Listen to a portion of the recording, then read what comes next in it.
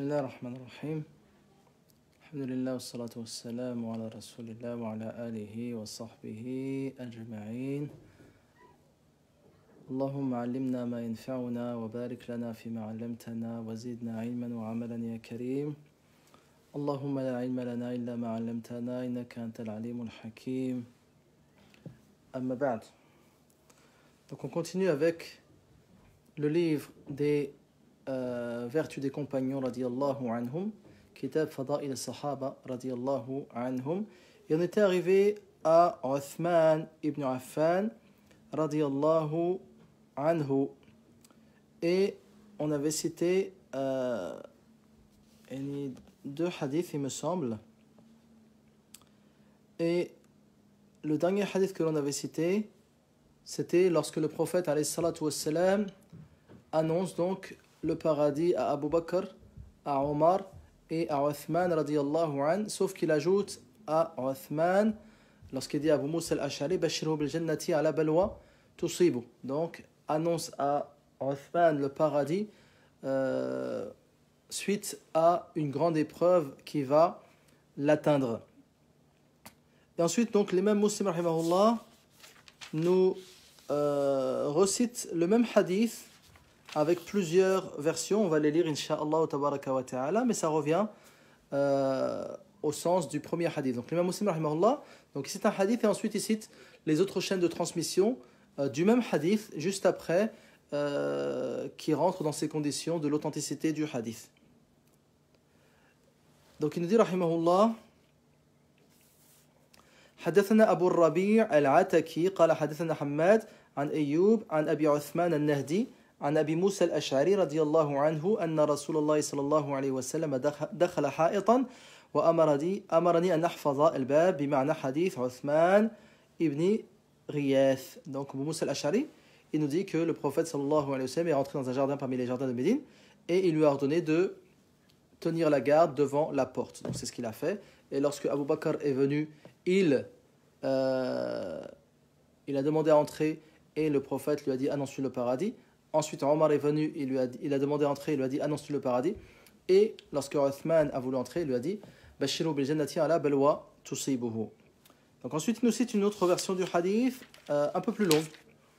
قال حدثنا محمد ابن مسكين اليمامي قال حدثنا يحيى ابن حسان قال حدثنا سليمان وهو ابن بلال عن شريك ابن أبي نمر عن سعيد بن المسيب قال أخبرني أبو موسى الأشعري أنه توضأ في بيته ثم خرج فقال لألزمن رسول الله صلى الله عليه وسلم ولأكونن معه يومي هذا.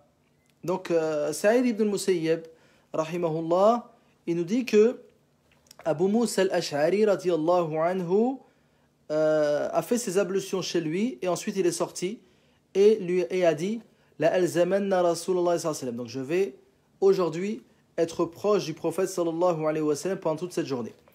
فجاء المسجد فسأل عن النبي صلى الله عليه وسلم فقالوا خرج. Donc il est venu à la mosquée, il a demandé après le prophète sallallahu alayhi wa sallam, on lui a dit il est sorti.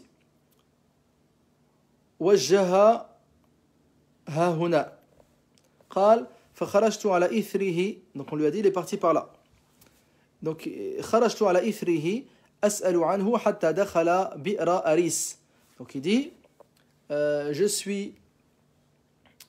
j'ai suivi le prophète sallallahu alayhi wa sallam et je l'ai vu entrer à Bir Aris, donc un endroit qui s'appelle Bir Aris, donc un puits parmi les puits de Médine. قال فجلست عند الباب, donc Abu Musa s'est mis à la porte. وبابه من جريد حتى قضى رسول الله صلى الله عليه وسلم حاجته. Donc il y avait une porte faite de feuilles de palmier et donc il a attendu le prophète sallallahu alayhi wa sallam jusqu'à qu'il fasse ses besoins. Donc il a fait ses ablutions et Abu Musa est venu voir le prophète sallallahu alayhi wa sallam. Donc il a vu le prophète sallallahu alayhi wa sallam assis donc au bord du puits. Donc il avait mis ces deux on va dire deux tibias qu'il avait mis dans le puits. قال فسلمت عليه ثم انصرفت فجلست عند الباب فقلت لأكونن بواب رسول الله صلى الله عليه وسلم اليوم. Donc il a passé le salam au prophète sallallahu alayhi wa sallam, ensuite il est parti et il s'est assis proche de la porte de l'endroit où il y avait le puits. Et il dit, je vais être le portier du prophète sallallahu alayhi wa sallam aujourd'hui. فجاء أبو بكر فدفع الباب فقلت من هذا فقال أبو بكر فقلت على رسلك قال ثم ذهبت فقلت يا رسول الله هذا أبو بكر يستأذن فقال إذن له وبشره بالجنة قال فأقبلت حتى قلت لأبي بكر ادخل ورسول الله صلى الله عليه وسلم يبشرك بالجنة قال فدخل أبو بكر فجلس عن يمين رسول الله صلى الله عليه وسلم معه في القف ودل رجليه في البئر كما صنع النبي صلى الله عليه وسلم وكشف عن ساقيه ثم رجعت فجلست وقد تركت أخي يتوضأ ويلحقني. Donc Abu Moussa al-Ash'ari il est à la porte de ce jardin dans lequel il y a Bir Haris. Et donc Abu Bakr arrive à la porte. Abu Moussa lui dit qui est-ce? Il lui dit Abu Bakr. Et Abu Moussa dit reste là. Et il est parti voir le prophète sallallahu alayhi wa sallam pour dire qu'Abu Bakr désire entrer. Et le prophète a dit permets-lui de entrer et annonce-lui le paradis. Donc Abu Moussa est revenu à Abu Bakr et lui a annoncé la bonne nouvelle. Donc il a fait entrer et il lui a annoncé le paradis. Et Abu Bakr est venu et s'est assis à la droite du prophète sallallahu alayhi wa sallam, donc au-dessus du puits. Et également il a mis ses deux pieds, donc il a fait descendre ses deux pieds dans le puits, comme le prophète sallallahu alayhi wa sallam l'a fait. فقلت إن يريد الله بفلان يريد أخاه خيرا يأتي به فإذا إنسان يحرك الباب فقلت من هذا فقال عمر بن الخطاب فقلت على رسلك ثم جئت إلى رسول الله صلى الله عليه وسلم فسلمت عليه وقلت هذا عمر يستأذن فقال إذن له وبشره بالجنة فجئت عمر فقلت أذن ويبشرك رسول الله صلى الله عليه وسلم بالجنة قال فدخل فجلس مع رسول الله صلى الله عليه وسلم في القف عن يساره ودل رجليه في البئر ثم رجعت فجلست فقلت إن يريد الله بفلان خيرا يعني أخاه يأتي به. Donc ensuite il y a Omar donc, qui est venu. Donc Abu Moussa al-Ash'ari il aimerait que son frère vienne entrer afin qu'il profite de l'invocation du prophète sallallahu alayhi wa sallam. Donc c'est Omar qui est venu et pareil, la même chose qu'Abu Bakr. Abu Moussa est parti demander la permission au prophète sallallahu alayhi wa sallam qui lui a dit idhan lahu wa bashirhu bil jannah. Donc permets-lui d'entrer et annonce-lui la bonne nouvelle du paradis. Et donc Omar est venu et s'est assis à la gauche du prophète sallallahu alayhi wa sallam. Également il a étendu ses pieds dans le puits. Et Abu Moussa dit j'espère que le prochain ce sera mon frère. In yuridillahu bi fulanin khayran yani akha ya'ti bihi. Faja'a insanun faharraka al-bab. Donc une troisième personne est venue et a essayé d'entrer. Abu Moussa a dit man hadha faqala Uthman ibn Affan faqultu ala rislik qala waji'tu an-nabiy sallallahu alayhi wa sallam fa akhbartuhu faqala idhan lahu wa bashiru bil jannati ma'a balwa tusibu. Qala faji'tu faqultu udkhul ويبشرك رسول الله صلى الله عليه وسلم بالجنة مع بلوى تصيبك قال فدخل فوجد القف قد ملئ فجلس وجاههم من الشق الآخر قال الشريك فقال سعيد بن المسيب فأولتها قبرهم. Donc ensuite Uthman est venu et pareil il a demandé à entrer. Abu Moussa est revenu vers le prophète sallallahu alayhi wa sallam qui lui a dit permets-lui d'entrer et annonce-lui le paradis mais avec une épreuve qui va l'atteindre. Donc Abu Moussa a annoncé cela au prophète à Uthman ibn Affan radiyallahu anhu qui est venu et qui a trouvé donc un côté du puits. Donc le puits il est carré, donc il y a le prophète au milieu, Abu Bakr à sa droite et Uthman et Omar à sa gauche, pardon. Et donc il a trouvé qu'il n'y avait plus de place pour lui et s'est assis en face d'eux. Saïd ibn Musayyib dit fa'awwaltuha quburahum. Donc pour moi c'était l'explication de leur tombe. Donc le prophète va être enterré, ensuite va être enterré avec lui Abu Bakr et ensuite Omar, contrairement à Uthman qui ne sera pas enterré avec eux. Donc ça a le même sens que le hadith précédent. L'imam Muslim dit ensuite حدثنيه أبو بكر بن إسحاق قال حدثنا سعيد بن عفير قال حدثنا سليمان بن بلال قال حدثني شريك بن عبد الله بن أبي نمير قال سمعت سعيد بن المسيب يقول حدثني أبو موسى الأشعري ها هنا وأشار إلى سليمان إلى مجلس سعيد ناحية المقصورة قال أبو موسى خرجت أريد رسول الله صلى الله عليه وسلم فوجدته قد سلك في الأموال فتبعته فوجدته قد دخل مالا فجالس في القف وكشف عن ساقي ودلاهما في البئر وساق الحديث بمعنى حديث يحيى بن حسان ولم يذكر قول سعيد فأولتها قبورهم. Donc le même sens, le prophète sallam, il est donc à Bir Aris et avec Abu Bakr, Omar et Uthman radiallahu anhum. Donc le dernier hadith avant de passer à Fada'il Ali ibn Abi Talib radiallahu anhu. L'imam Muslim nous dit حدثنا حسن ibn Ali al-Hulwani وأبو بكر بن إسحاق قال حدثنا سعيد بن أبي مريم قال حدثنا محمد بن جعفر بن أبي كثير قال أخبرني شريك بن عبد الله بن أبي نمير عن سعيد بن المسيب عن أبي موسى الأشعري قال خرج رسول الله صلى الله عليه وسلم يوما إلى حائط بالمدينة لحاجته فخرجت في إثره واقتص الحديث بمعنى حديث سليمان بن بلال وذكر في الحديث قال ابن المسيب فتأولت ذلك قبورهم اجتمعت ها هنا وانفرد عثمان. Donc ça a le même sens que le hadith précédent. Bab Fada'il Ali ibn Abi Talib. Donc on passe maintenant au quatrième calife de l'islam, Ali ibn Abi Talib radiyallahu anhu. Donc Ali ibn Abi Talib radiyallahu anhu, al-Qurashi, al-Hashimi, donc appelé également Abu al-Hassan, du fait que son fils aîné s'appelait al-Hassan. Le prophète sallallahu alayhi wa sallam, comme dans Sahih al-Bukhari, il l'a également surnommé Abu Turab. Donc un jour, il a trouvé Ali endormi à la mosquée, recouvert de terre. Donc le vent avait recouvert Ali de terre et il lui a dit Qum Aba Turab, Qum Aba Turab. Donc le prophète sallallahu alayhi wa sallam souvent l'appelait Abu Turab. Donc lui c'est Ali et son père il s'appelle Abu Talib. Donc c'était sa kunya et son nom c'était Abdu Manaf.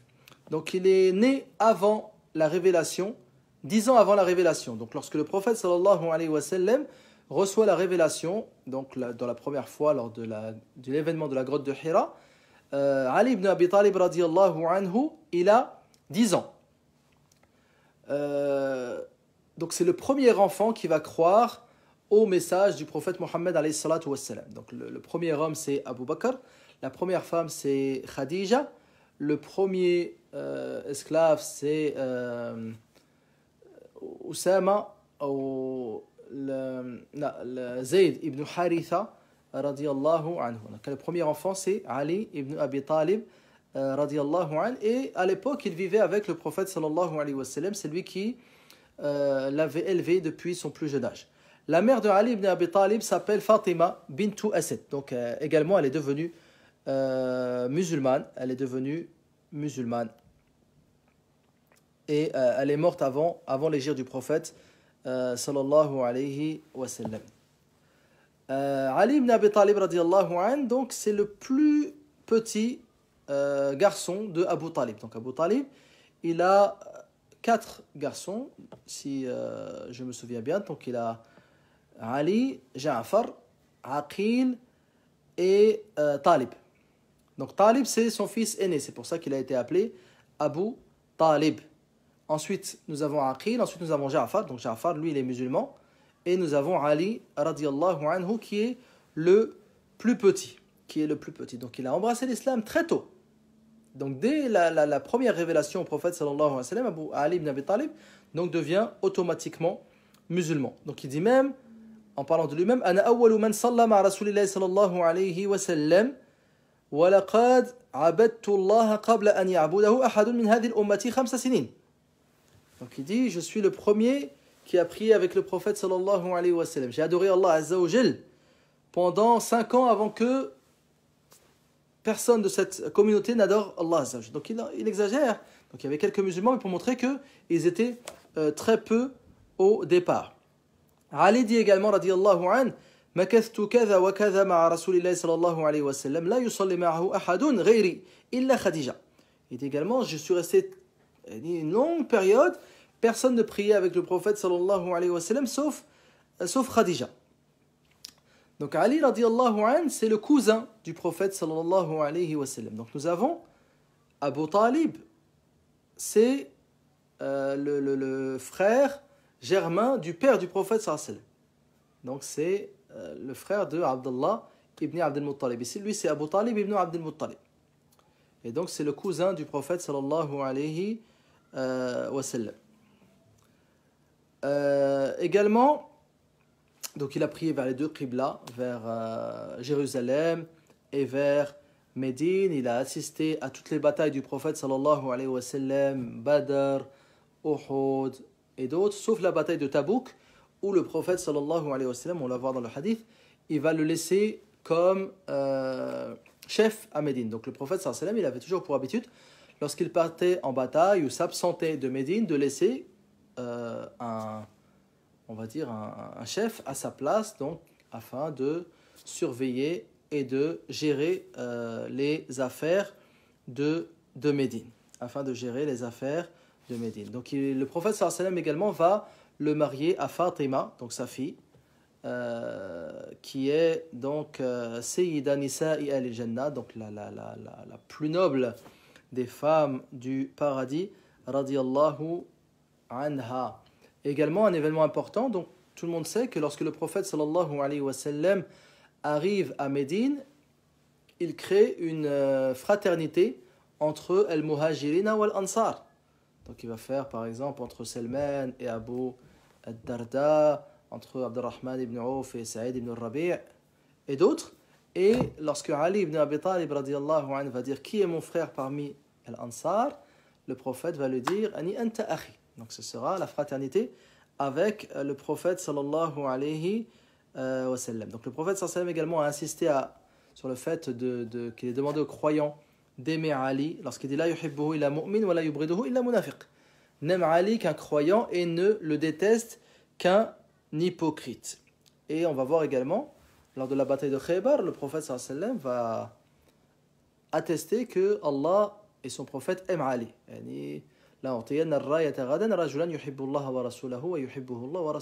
Je vais donner l'étendard demain à un homme qui aime Allah et son prophète et que Allah et son prophète aiment. Radiyallahu anhu. Donc Ali, c'est un illustre compagnon, radiyallahu anhu. Donc il était connu également pour sa science, par son courage, par sa sagesse, par son ascétisme, par sa piété, par son bon comportement, radiyallahu anhu. Donc il y a énormément de hadiths et de textes sur les qualités et les vertus de Ali ibn Abi Talib radiyallahu anhu, car à son époque vont, on va dire, apparaître plusieurs personnes qui vont faire, ou bien plusieurs groupes qui vont faire que les Sahaba radiyallahu anhum vont trouver nécessaire de citer ce qu'ils ont entendu du prophète sallallahu alayhi wa sallam comme qualité. Donc il va y avoir des gens qui vont détester Ali comme el Khawarij, qui vont même l'exclure de la communauté musulmane, et également d'autres qui vont exagérer sur Ali en l'élevant au niveau du divin, wal'iyadhu billah.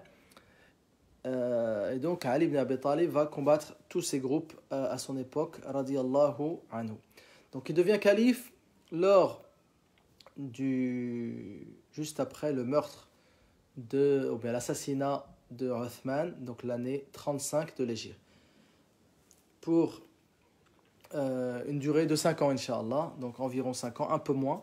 Il va rester calife jusqu'à l'année 40, radiyallahu anhu, jusqu'à être assassiné également par Abdurrahman ibn Muljim, donc min al-Khawarij.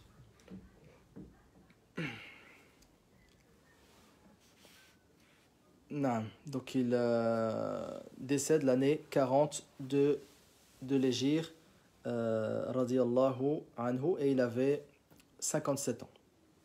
Donc en Uthman, on avait vu Abu Bakr, il est 63 ans, Omar, pareil. Othman, il décède à 82 ans.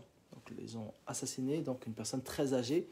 Donc, Ali ibn Abi Talib, donc, lui décède l'an 40 à 47 ans.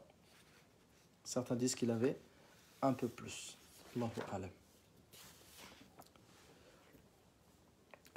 L'imam Ahmed, également An-Nasa'i et d'autres disent que donc il n'y a pas autant de hadiths sur les vertus d'un compagnon comme on peut en trouver pour Ali ibn Abi Talib.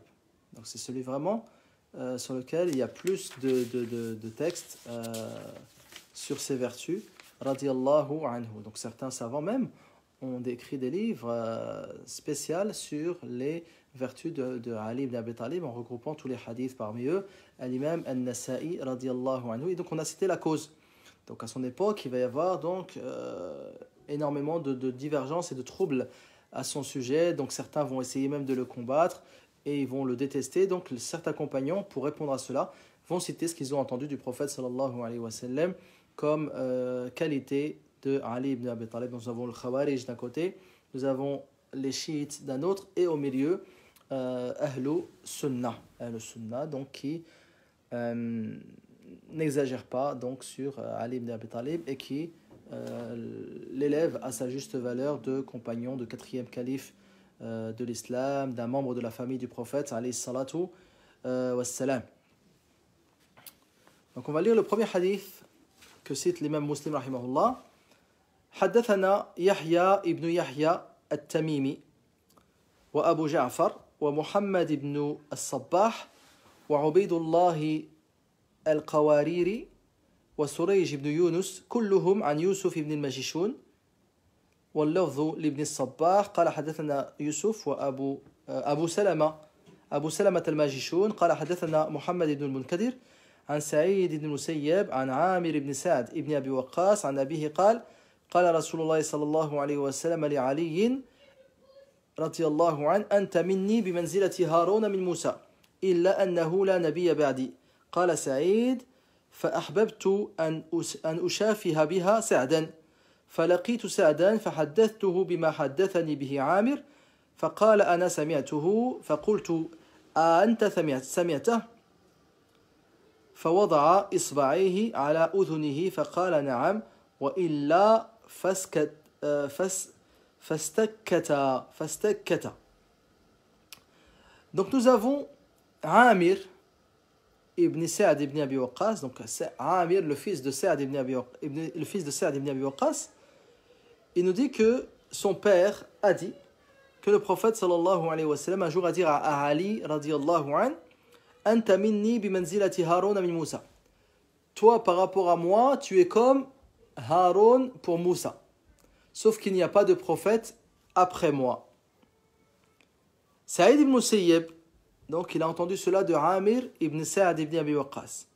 Il nous dit, j'aurais aimé l'entendre directement de Sa'd.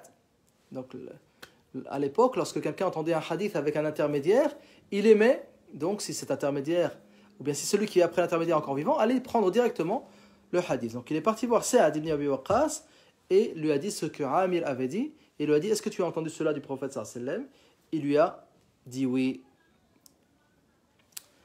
Donc ici, le prophète sallallahu alayhi wa sallam dit à Ali ibn Abi Talib, tu es pour moi comme Haroun pour Moussa.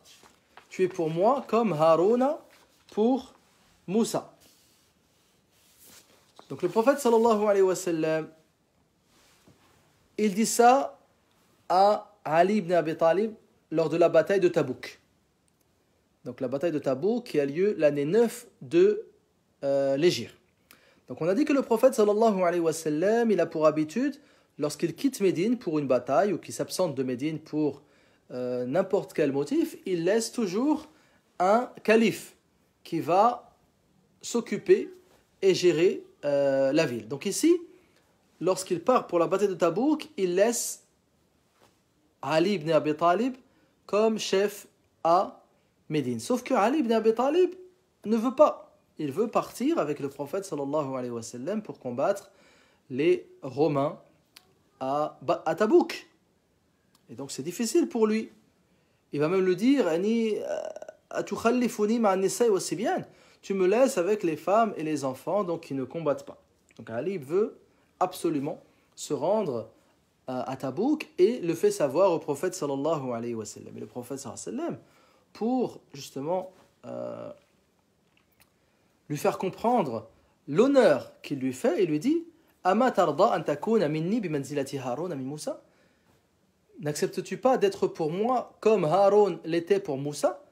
Lorsque Allah Azza wa Jal a donné, on va dire, rendez-vous à Moussa pendant 40 nuits, Moussa n'a-t-il pas dit à Haroun Ukhlufni fi qawmi wa aslih wa la tattabi' sabil al-mufsidin, remplace-moi auprès de mon peuple, wa aslih, et sois bon, wa la tattabi' sabil al-mufsidin, ne suis pas le chemin des gens du trouble.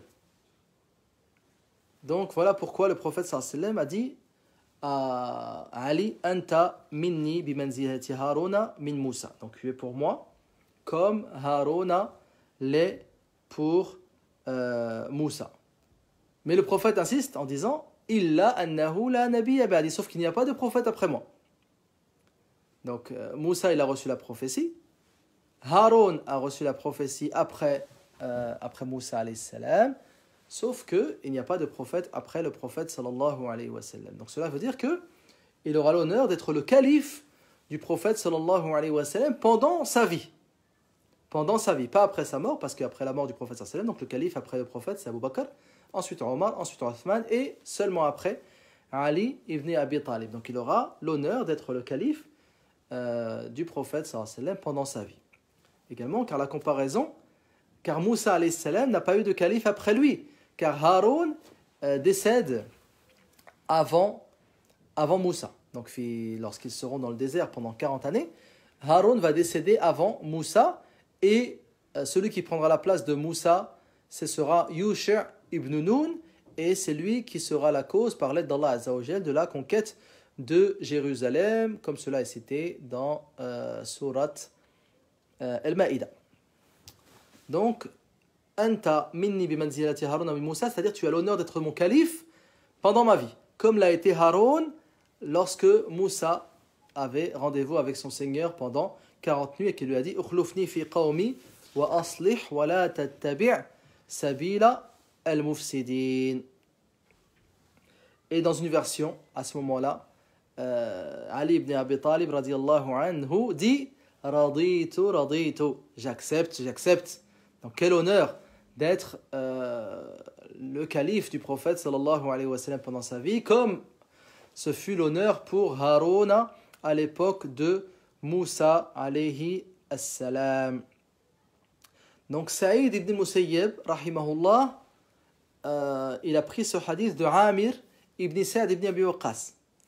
Mais Sa'd est encore vivant, donc il veut aller prendre cela directement de lui. Donc afin justement de raccourcir la chaîne de transmission entre lui et le prophète sallallahu alayhi wa sallam. Donc nous avons Saïd ibn Musayyib, Amir ibn Sa'd ibn Abi Waqqas, son père Sa'd ibn Abi Waqqas, c'est le prophète sallallahu alayhi wa sallam. Et Sa'd est encore vivant, donc Saïd il va aller à sa rencontre pour prendre le hadith directement du père plutôt que de passer par son fils. Et il va lui dire, est-ce que tu as entendu cela du prophète sallallahu alayhi wa sallam? Et Sa'd va lui dire oui, et il va mettre ses deux mains sur ses oreilles. Wa illa fa stakkata, wa illa fa stakkata, yani summita. Et si je n'avais pas entendu cela du prophète sallallahu alayhi wa sallam, qu'Allah Azza wa Jal me rende sourd. Donc dans ce hadith nous avons une vertu évidente de Ali ibn Abi Talib radiyallahu anhu, du fait que le prophète sallallahu alayhi wa sallam le place à la même place que Haroun par rapport à Moussa lorsqu'il s'est rendu au rendez-vous avec son Seigneur subhanahu wa ta'ala pendant 40 nuits. Donc c'est un honneur immense. Également, donc le prophète sallallahu alayhi wa sallam dans ce hadith il dit Illa annahu la nabiyya ba'di. Donc tu es pour moi comme Haroun l'était pour Moussa, sauf qu'il n'y a pas de prophète après moi. Donc Haroun il est un prophète également. Allah Azza wa Jal, qu'est-ce qu'il dit? واذكر في كتاب موسى إنه كان مخلصا وكان رسولا نبيا وناديناه من جانب الطور الأيمن وقربناه نجيا ووهبنا له من رحمتنا أخاه هارون نبيا. Allah Azza wa Jal a donné à Moussa son frère par miséricorde comme prophète. Donc Haroun et Moussa étaient tous les deux des prophètes. Donc le prophète il insiste en disant Illa annahu la nabiyya ba'di, sauf qu'il n'y a pas de prophète après moi. Il est rapporté que Isa de Maryam va redescendre à la fin des temps pour tuer Al-Masih Ad-Dajjal. Donc il va descendre, mais il suivra la législation du prophète Mohammed alayhi salatu wassalam. Donc il ne va pas descendre comme nouveau prophète. Donc il suivra la voie du prophète Mohammed alayhi salatu wassalam, et on se base sur ce hadith. Illa annahu la nabiyya ba'd. Donc il n'y a plus de prophète, plus de législation après celle du prophète sallallahu alayhi wa sallam. Et dans un autre hadith, lorsque le prophète sallallahu alayhi wa sallam un jour va trouver Moussa avec des feuilles de la Torah, il va dire أمتهوكون يا ابن الخطاب يعني متشككون يا ابن الخطاب لو كان موسى حيا ما وسعه إلا اتباعي. Il a dit يا ابن الخطاب, est-ce que tu doutes sur mon message, sur le Coran al-Karim? Si Moussa était vivant avec nous, il m'aurait suivi. Si Moussa était vivant avec nous, il m'aurait suivi. Ensuite, l'imam Muslim rahimahullah donc cite plusieurs autres versions de ce hadith. On les lira lors du prochain cours, Inch'Allah. Ça fera un rappel par rapport à ce hadith. نسأل الله تعالى أن يرزقنا العلم النافع والعمل الصالح وأن يغفر لنا وأن يتوب علينا وأن يتجاوز عن أخطائنا.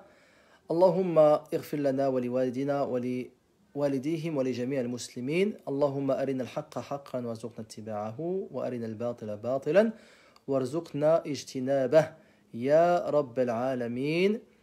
ربنا آتنا في الدنيا حسنة وفي الآخرة حسنة وقنا عذاب النار. اللهم صل وسلم وبارك على عبدك ورسولك محمد وعلى آله وصحابته أجمعين. سبحانك اللهم وبحمدك أشهد أن لا إله إلا أنت أستغفرك وأتوب إليك. والسلام عليكم ورحمة الله وبركاته.